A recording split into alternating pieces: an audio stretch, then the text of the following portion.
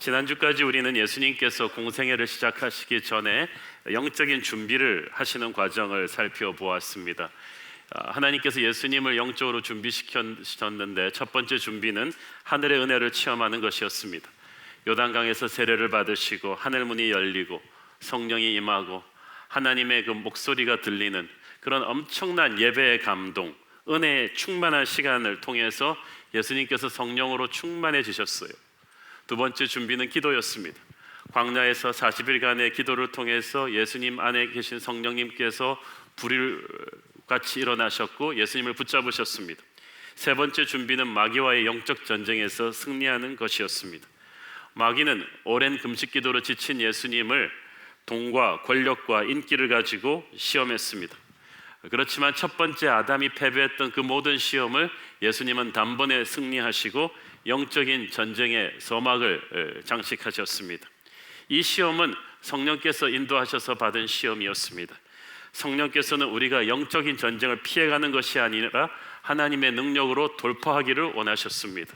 그래서 이 영적인 전쟁이 사역의 그 걸림돌이 아니라 오히려 사역을 발판이 됩니다. 이 2차 대전의 그 터닝 포인트가 된 것을 이 노르만디 상륙 작전인데 그것을 D-Day라고 합니다. 그렇지만 마지막에 베를린 함락이 되고 독일군이 완전히 항복한 때는 V-Day라고 합니다. 마지막 승리, 빅토리 데이입니다. 예수님의 D-Day는 이 마귀와의 시험에서 승리하신 것이었습니다. 이 시험은, 이 D-Day는 마지막 십자가 승리, V-Day의 서막을 장식하는 그런 것이었습니다. 우리도 이 사역을 시작할 때 이런 예수님의 영적인 준비, 예배로 충만해지고 기도로 충만해지고 마귀와의 영적인 싸움에서 승리해야만 합니다. 그러면 마귀를 제압하고 들어가면 하나님께서 우리의 사역을 통해서 큰 영광을 받으시고 영적인 권세를 세워주십니다. 오늘의 본문에서는 이제 예수님의 본격적인 갈릴리 공생의 사역이 시작이 됩니다. 14절 같이 읽습니다. 시작. 예수께서 성령의 능력으로 갈릴리에 돌아가시니 그 소문이 사방에 퍼졌고, 중요한 것은 예수님께서 사역을 시작하시기 전에 성령의 능력으로 충만해지셨다는 사실입니다. 예수님의 한 걸음 한 걸음이 성령 충만의 과정이었어요. 요단강의 그 성령 세례도 성령 충만의 과정이었고 40일 동안의 기도도 성령 충만의 과정이었으며 마귀를 꺾고 승리하시는 이 영적인 시험, 이 전쟁도 성령 충만해지는 과정이었어요. 2차 대전을 치르면서 미군이 세계 최고의 강군이 되었듯이 우리가 영적인 전쟁을 하나 승리하고 나면 우리가 영적으로 강해져요. 강군이 됩니다. 그러면 그때부터 우리 안에 있는 성령께서 더 풍성해지시고 더 깊어지시고 우리가 성령의 능력으로 충만해집니다. 하나님의 일은 이렇게 성령의 능력으로 충만해진 사람이 물이 흘러나오듯이 하는 거예요. 그래서 예배를 통해서 은혜가 충만해지지 않으면 쥐어짜서 사역을 합니다. 그럼 힘을 쥐어짜면 탈진합니다. 일을 하면서 불평불만이 많습니다. 저는 여러분이 쥐어짜는 사역이 아니라 흘러넘치는 사역을 할 수 있게 되기를 축원합니다. 예수님은 갈릴리 지역에서 공생의 사역을 시작하셨습니다. 의외였습니다. 갈릴리 지역은 그 당시 가난하고 힘든 사회 소외계층이 많이 모여 사는 곳입니다. 어부들이 많은 곳입니다. 일반 유대인들의 멸시의 대상이 되어온 곳입니다. 우리의 약함은 항상 주님의 강함으로 채워주십니다. 마귀는 예수님을 시험할 때 높은 곳으로 데려갔습니다. 힘과 명예를 약속했습니다. 그런데 하나님의 아들은 일부러 낮은 곳으로 내려가셨습니다. 여러분도 그렇게 하기를 바랍니다. 하나님의 일을 할 때 항상 크고 좋은 데서 시작하려 하지 말고 아버지의 마음이 있는 곳을 찾아서 시작하십시오. 보니까 안내도 보면 이렇게 목 좋은데 성도들 많이 들어오는 햇볕 뜨는 곳에 쓰려 하는 분들이 많고 저쪽 엘리베이터 앞에는 안 쓰려 하는 분들이 많은데 2, 3부 예배에 사람 들끓는 편한 시간에는 지원자들이 많고 새벽같이 나오는 1부 예배 안 서시는 분들도 많은데 제가 보니까 우리 1부 예배 전에 아무도 안 보는데 그냥 그 의자를 내놓고 청소하고 계시는 우리 연세 있으신 집사님 부부 볼 때마다 얼마나 귀한지 모르겠어요. 이름을 안 밝히는 까닭은 천국 가서 받을 상급이 크시라고 제가 그분들 볼 때마다 예수님의 마음을 가진 분들이구나. 예수님에 대한 소문이 사방에 퍼졌다고 했습니다. 이 말씀이 마태복음에 보다 자세히 나옵니다. 마태복음 4장 23절 24절 시작. 예수께서 온 갈릴리에 두루 다니사 그들의 회당에서 가르치심에 천국 복음을 전파하시며 백성 중에 모든 병과 모든 약한 것을 고치시니 그의 소문이 온 수리아에 퍼진지라. 사람들이 모든 앓는 자 곧 각종 병에 걸려서 고통당하는 자, 귀신 들린 자, 간질하는 자, 중풍병자들을 데려오니 그들을 고치시더라. 자, 여기서 보니까 예수님의 소문이 온 수리아에 퍼진 것은 문맥상으로 보면 모든 병과 약한 것을 고치셨기 때문입니다. 그러니까 예수님의 유명세는 주로 예수님의 기적 때문이었어요. 예수님은 말씀 전파를 많이 하셨는데 군중들의 관심은 기적에 있었습니다. 눈에 보이는 어떤 병 고침을 받는 것이었습니다. 근데 문제는 이런 눈에 보이는 기적을 갈구한 군중들은 조금 예수님 따라다니다가 힘들면 다 흩어져 버렸다는 사실입니다. 여러분, 소문 많이 나는 거, 유명해지는 거 그렇게 반드시 좋은 일 아닙니다. 여러분 트위터 팔로워들 많아지는 거 너무 좋아하지 마십시오. 소문 듣고 온 사람들은 예수님의 기적만을 보았지 기적의 예수님을 붙잡지 않았어요. 예수님에겐 기적을 일으키는 능력이 있으시죠. 그렇지만 기적보다 중요한 것은 예수님 자신입니다. 여러분, 하나님이 주시는 선물이 아닌 하나님 자신을 갈구하기를 바랍니다. 허다한 군중의 박수 소리에 속아서는 안 됩니다. 우리의 육체의 병이 고쳐지는 것보다 중요한 것은 우리의 영이 구원받는 것입니다. 15절 읽습니다. 시작. 친히 그 여러 회당에서 가르치심에 무사람에게 칭송을 받으시더라. 예수님의 핵심 포커스는 기적이 아니라 말씀을 전파하는 것이었습니다. 그런데 예수님이 말씀을 전파하신 곳은 회당이었습니다. 가는 곳마다 회당을 찾아 들어갔습니다. 이 회당을 여러분이 조금 이해하실 필요가 있습니다. 원래 유대인들의 삶의 중심지는 광야에서는 장막이었어요. 유대인들의 삶의 중심지는 예배터였어요. 그러다가 약속의 땅에 들어와서는 성전이었어요.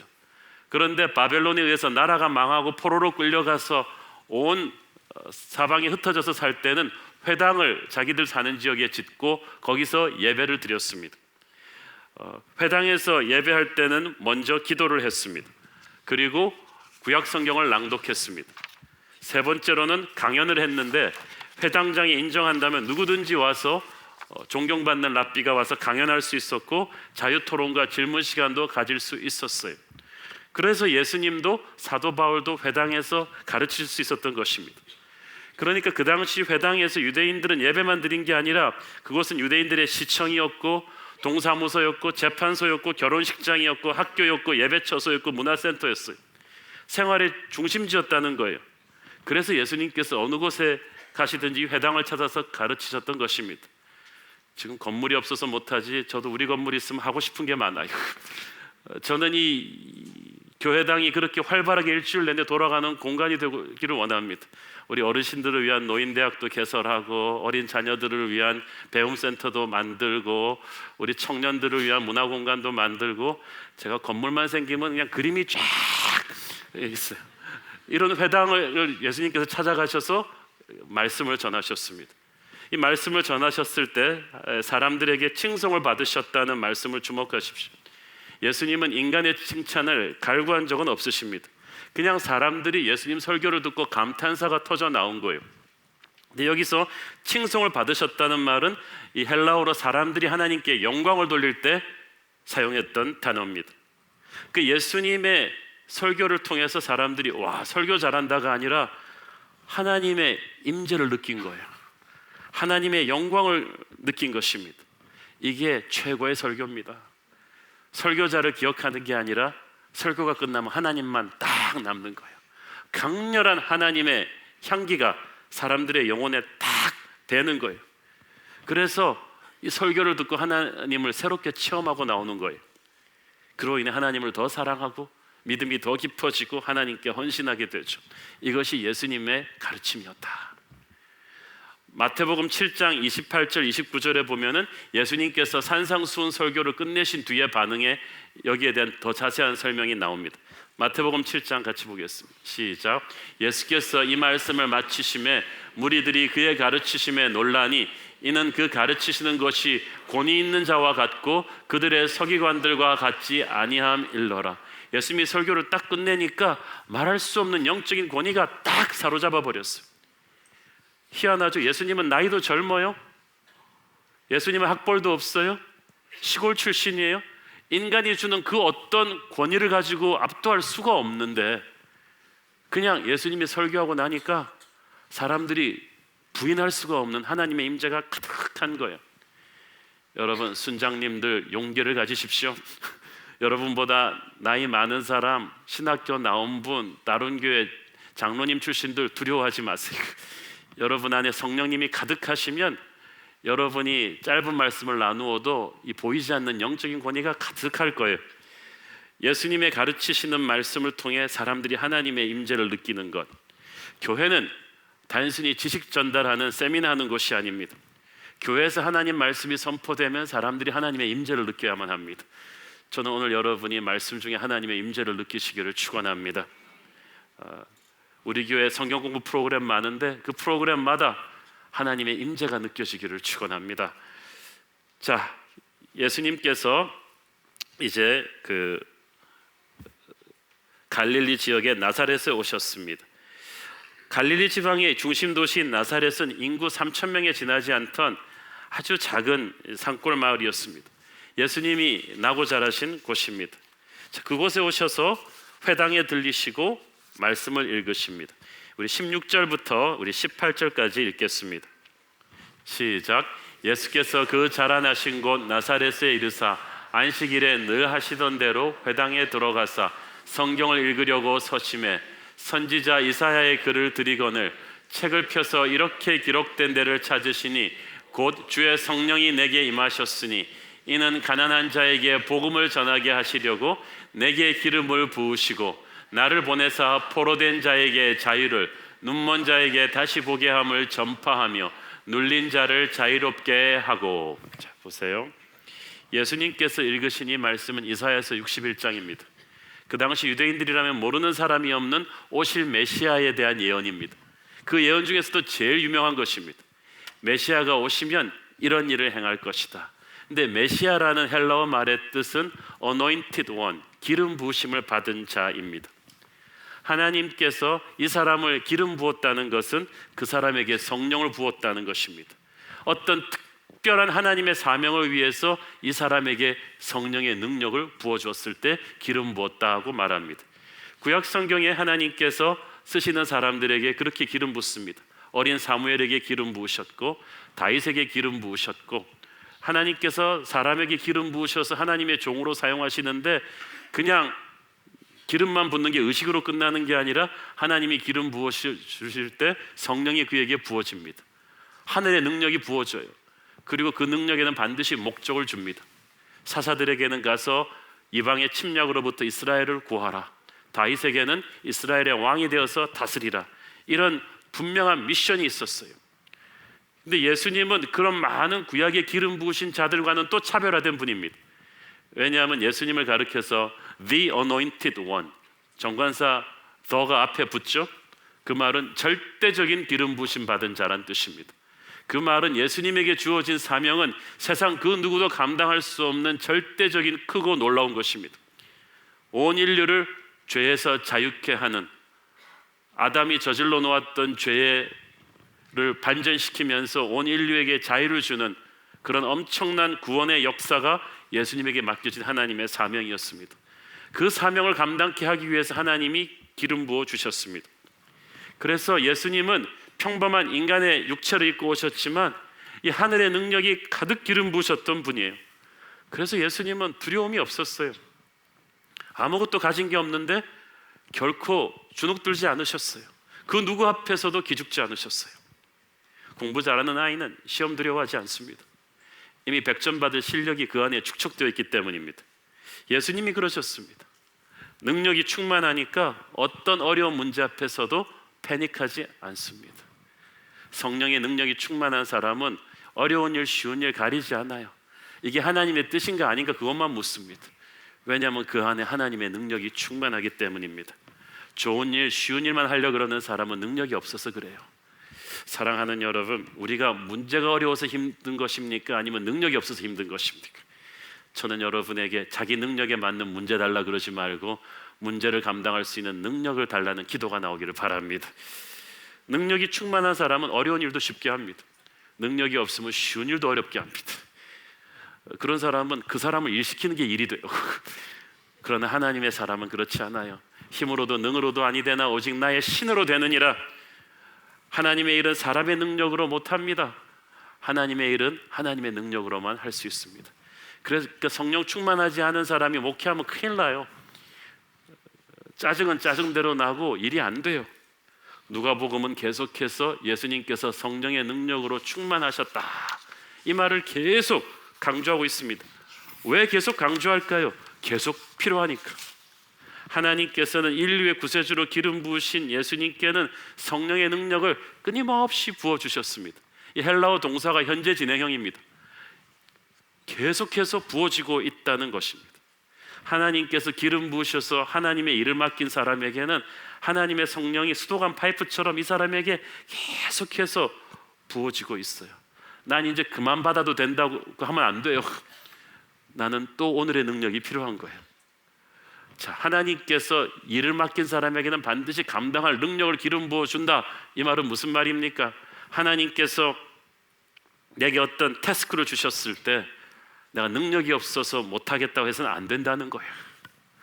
우리는 그걸 겸손이라고 착각해요. 아유, 저는 재주가 없어서, 능력이 없어서.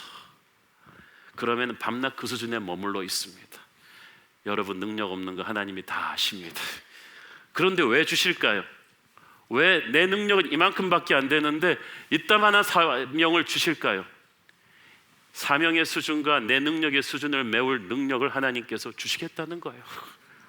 성령의 은사는 순종하는 사람에게 옵니다. 돈, 인맥, 재주, 재능, 은사, 순종하는 사람에게 오는 거예요. 그러므로 여러분이 새로운 사명이 올 때는 새로운 능력이 부어주실 것을 믿고 기대해야 됩니다. 예수님이 오셔서 행하신 기적들은 마귀가 원했던 것처럼 높은 데서 떨어져서 사람들을 와 감탄하게 하는 그런 스펙테클이 아닙니다. 예수님의 기적은 모두 병든 자를 고쳐주는 사랑에서 나온 것이었어요. 화려한 기적이 아니라 사랑의 기적들입니다. 저는 예수님의 기적들이 대부분 병 고치는 기적이었다, 이걸 보면서 참 느끼는 바가 많습니다. 아파 보지 않은 사람은 그 고통을 잘 모릅니다. 요즘도 그렇지만 그 당시도 참으로 여러 가지 병든 사람들이 많았어요. 그런데 돈도 없어서 병원도 못 가고 약도 못 써보고 죽는 거예요. 예수님께서는 그 수많은 가난하고 병든 사람들의 병을 고쳐주셨습니다. 그뿐만 아니라 그들의 마음의 병까지도 치유하셨습니다. 그때나 지금이나 요즘은 마음의 병, 정신질환이 더 많은 것 같아요. 오늘도 그 마음의 병들을 한 짐씩 가지고 이 자리에 앉아 계신 분들 많습니다. 오늘 주님께서 여러분의 마음의 병을 안수하시고 치유하실 줄로 믿습니다. 주변 사람들로부터 받은 상처, 부모에게 받은 상처, 형제들로부터 받은 상처, 자살을 생각하고 밤에 잠을 못 이루는 모든 분들에게 오늘 예수의 영이 임하셔서 깨끗한 치유를 주기를 소원합니다. 저는 새로운 교회 예배마다 예수의 이름으로 몸과 마음이 치유받는 그런 영적인 기적들이 일어나기를 소원합니다. 새로운 기적, 새로운 교회. 넷째로 주님은 우리에게 영원한 안식과 기쁨을 주실 것입니다. 19절 읽습니다. 시작. 주의 은혜의 해를 전파하게 하려 하심이라 하였더라.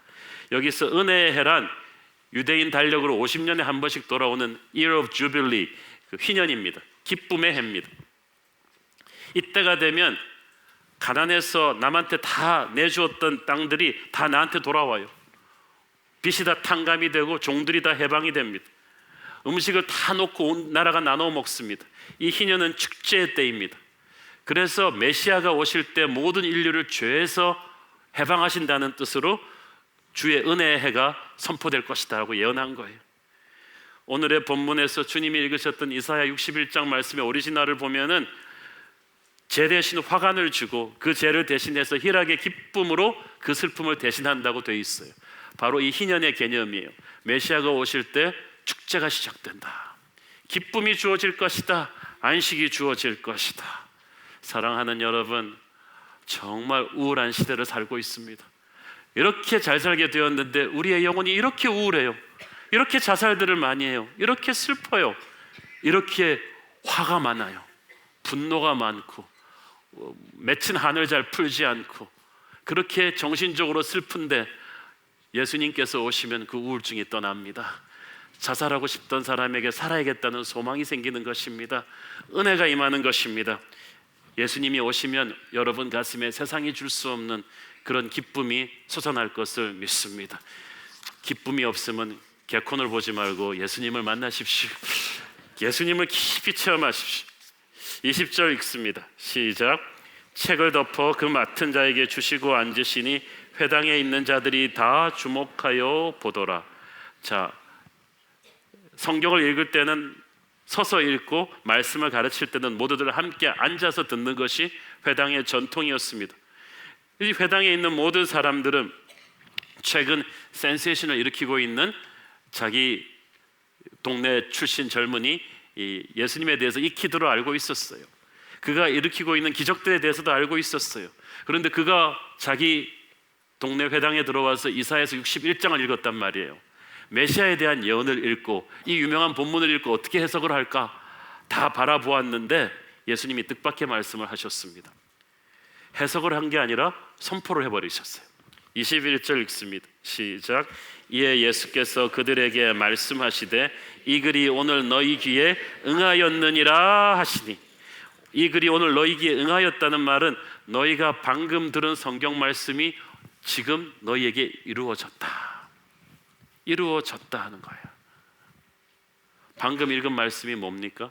유대인이라면 다 알고 있는 이사야서 61장이에요. 그들이 기다리고 있는 메시아에 대한 예언이에요.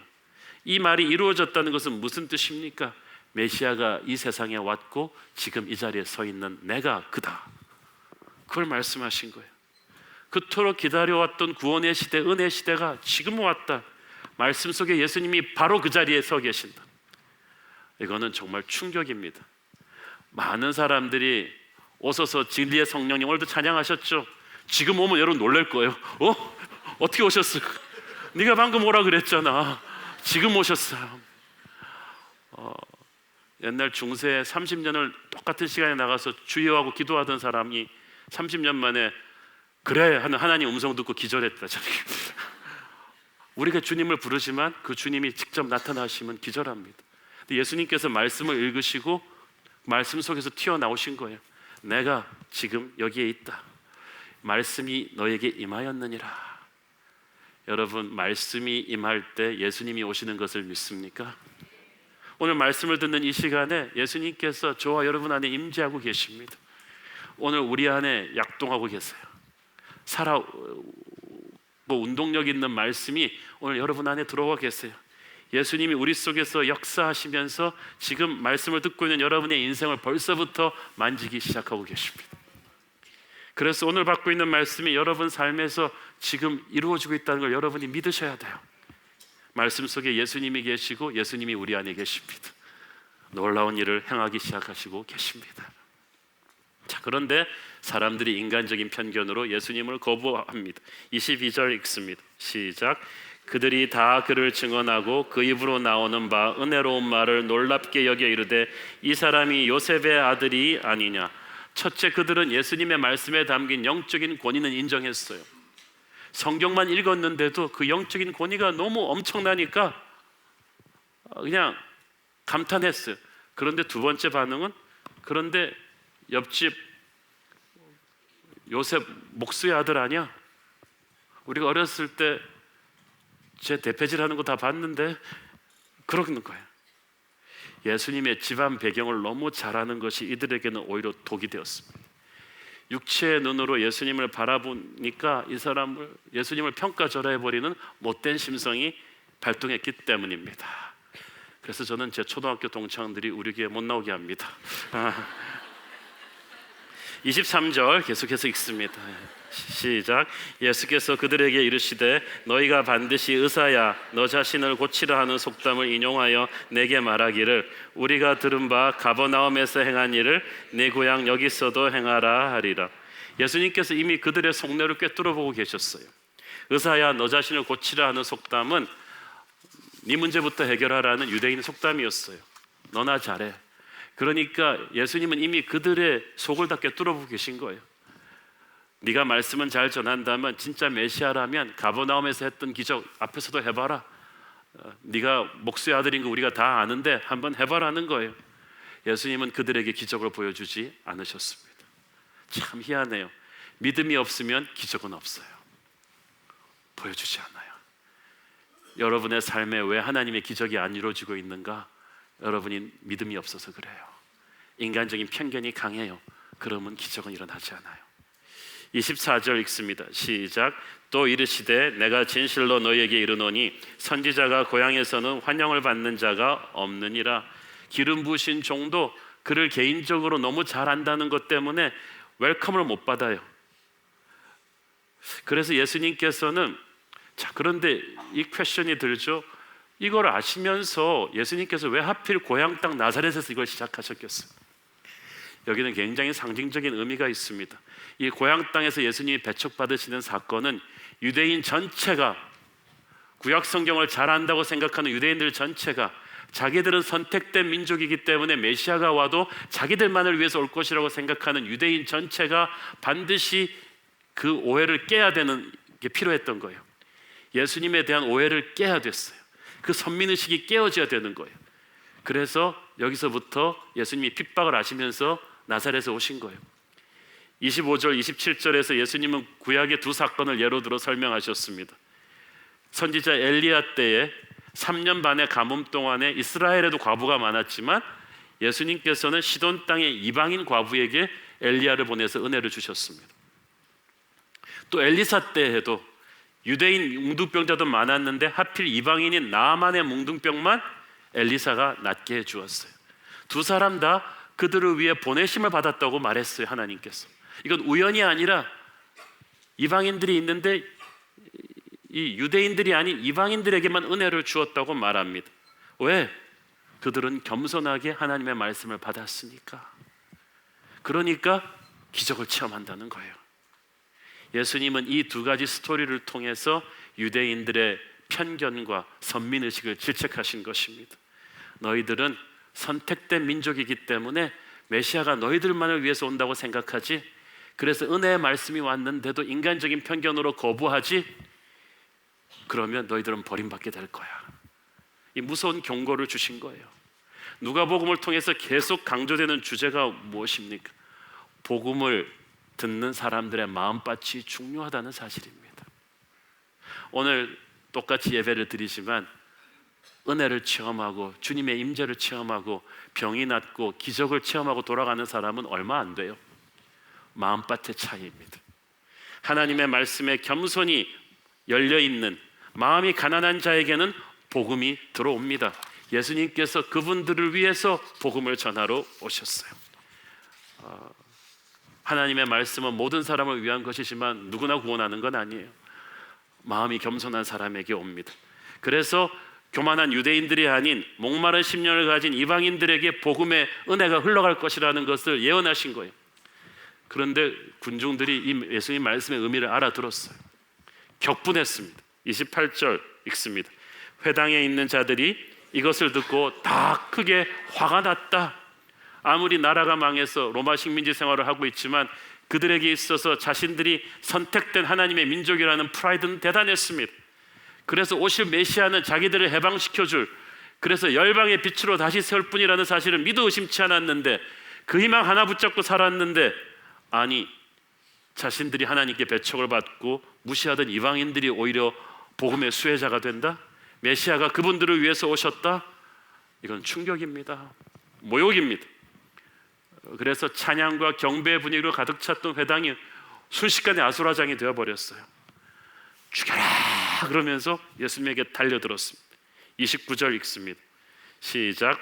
일어나 동네 밖으로 쫓아내어 그 동네가 건설된 산 낭떠러지까지 끌고 가서 밀쳐 떨어뜨리고자 하되. 이것은 민족 반역자에게 행하는 형벌입니다. 낭떠러지를 끌고 가서 떨어뜨리는 것.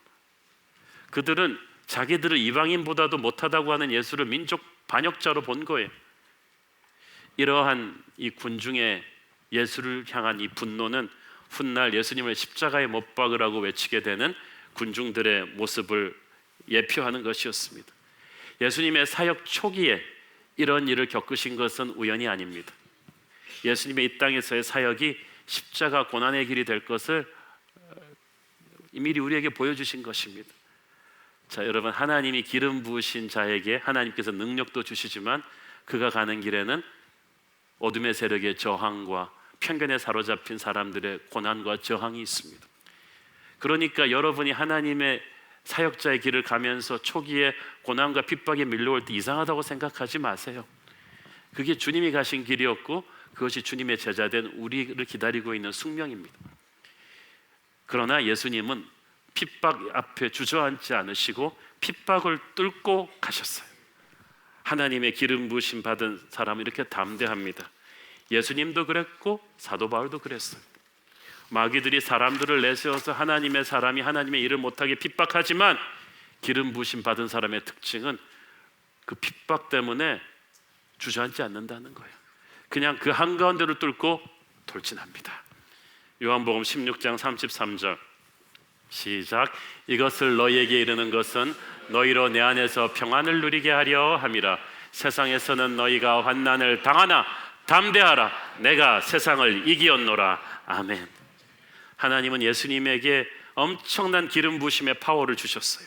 사도행전 10장 38절 시작. 하나님이 나사렛 예수에게 성령과 능력을 기름 붓듯 하셨음에 그가 두루 다니시며 선한 일을 행하시고 마귀에게 눌린 모든 사람을 고치셨으니 이는 하나님이 함께 하셨음이라.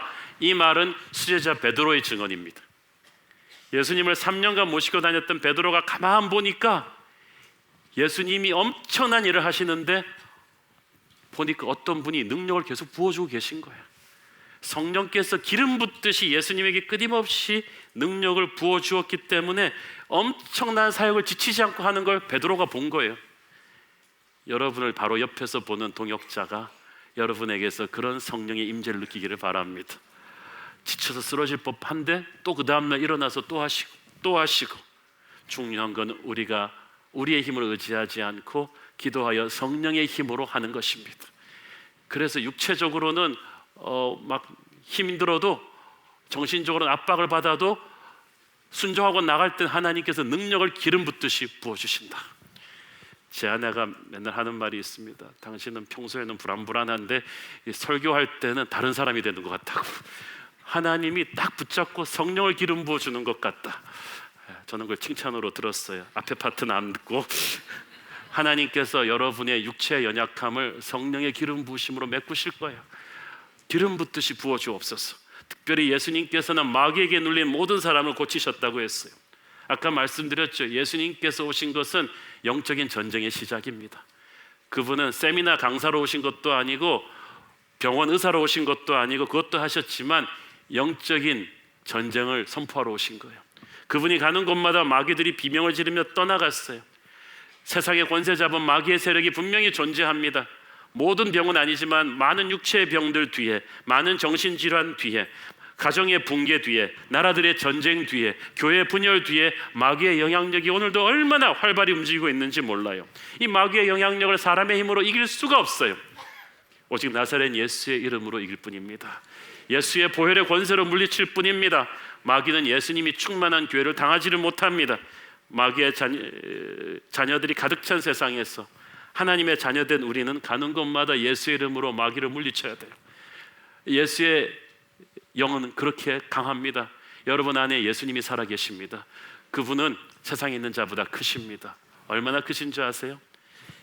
예수 믿고 영접하고 크리스찬이 된 지 일주일밖에 안 된 5학년짜리 꼬마가 이렇게 칼 딱 꽂아놓고 굿하는 유명한 무당이 있는데 그 굿판에 그 꼬마가 들어가면 굿 못합니다. 무당이 예수 믿는 사람 나가라 그럽니다. 예수 믿은 지 일주일밖에 안 되는 초등학교 5학년짜리 꼬마인데 예수의 능력이 그렇게 있는 거예요. 여러분 안에 예수님이 계십니다. 여러분이 선포하고 기도하는 곳마다 영적인 능력이 나타날 줄을 믿으십시오. 능력이 없는데 어떻게 권위가 있어요? 이는 하나님이 함께 하셨습니다. 예수님의 승리의 비결은 하나님이 동행하시는 거예요. 여러분이 항상 하나님과 동행하면 승리할 것입니다. 어떤 일을 만나도 아무리 힘들어도 꼭 하나님 앞으로 엎어지시고 하나님의 손을 잡고 가시고 어디를 가든지 예배의 끈을 놓치지 마십시오. 아무리 힘들어도 잠들 때 잠꼬대도 하나님의 이름을 부르세요. 하나님과 동행하면 어떤 장애물도 극복할 수 있습니다. 어떤 어둠의 권세도 물리칠 수 있습니다. 하나님이 동행하는 사람에게는 설명할 수 없는 어떤 기쁨과 능력이 넘쳐나요. 나이도 학벌도 가진 것이 없는데 하나님과 동행하는 사람은 다르다니까요. 그것이 영적인 권위입니다. 정말 하나님 함께하는 사람이구나. 여러분 주변 분들이 그렇게 고개를 끄덕일 수 있게 되기를 바랍니다. 아버지 하나님, 우리에게도 성령과 능력을 기름부터 부어주셔서 어디를 가든지 예수님처럼 선한 일을 행하고 어디를 가든지 마귀의 권세를 쫓아내며 어디 가든지 사람을 치유케 하는 축복의 통로 되게 하여 주옵소서. 주님의 영광이 우리의 삶과 사역을 통해 나타나게 하여 주옵소서. 그런 간증들이 날마다 쏟아지는 교회가 되게 하여 주옵소서. 오늘 예배 가운데 주님 오시옵소서. 함께 기도하겠습니다.